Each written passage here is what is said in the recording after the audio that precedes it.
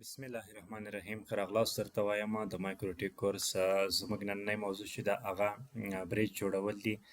څنګه کولی شو موږ تاسو په مایکروټیک کې بریج رامنځته کړو، بریج ولې جوړوو او څنګه یې جوړوو.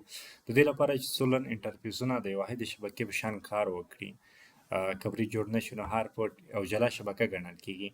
د دې پخوا کې بریج په مایکروټیک کې د یو سویچ رول ادا کوي، مجازي سویچ. نو موږ څو انټرفیسونه راخلو لکه ایترنټ 2 3 4 5 یا ډبلیو لان 1. نو دا څه کوو، دې څخه یو لان شبکه جوړوو. د دې پخوا کې منیجمنټ چارې اسانه کوي او موږ سره به بیا هارټ سپاټ برخه، ډي سی پي برخه دا د ستونزو سره نه مخ کېږي. راځم مایکروټیک راوټر ته کنیکټ کېږم. کله چې موږ تاسو بریج جوړوو راځو، دا زه ریمو کوم.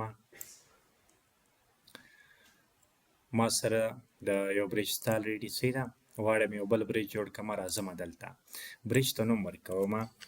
نوم ورکوم مثال بریج 2 د اپلای کوم او اوکې کوم. ما سره یو دوهم بریج جوړ شه. کله چې غواړم دې ته پورټونه اډ کړم، پورټس برخې ته راځو. مثال غواړم دا ټول ورته اډ کړم. صحیح ده. نو یو زه څه کوم، دې باندې کلیک کوم. اوس د دې بریج غړی ده. صحیح ده. موږ سره مخکې الریډي موجود و بریج یو جوړو. غواړم دا د دې برخه کړم. صحیح ده. نو څه کوم، اپلای اوکې. د دې پخوا کې راځم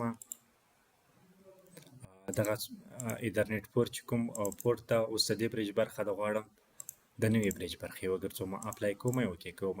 نو په دې شکل زه کولی شم چې دغه هم راخلم د دې بریج برخه یې ګرځوم.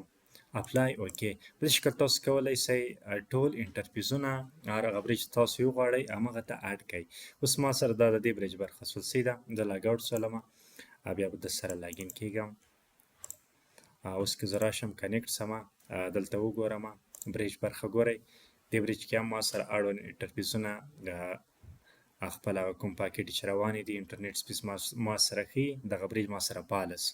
نو په دې شکل تاسو کولی شئ چې مشخص انټرفیسونه یا ټول انټرفیسونه چې تاسو وغواړئ په مایکروټیک راوټر کې هغه یو بریج ته اډ کړئ او یو بریج رامنځته کړئ.